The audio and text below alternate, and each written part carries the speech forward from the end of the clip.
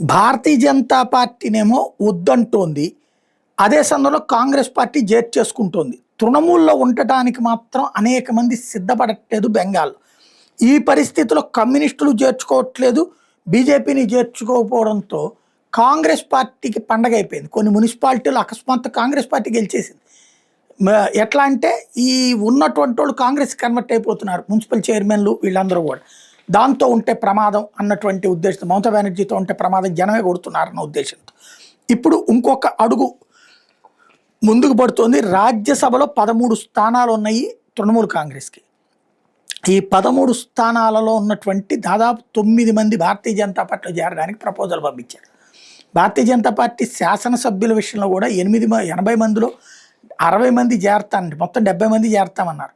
కానీ బీజేపీలో చేర్చుకోవడానికి నిరాకరించడంతో 60 మంది ప్రత్యేక గ్రూప్గా ఉన్నారు.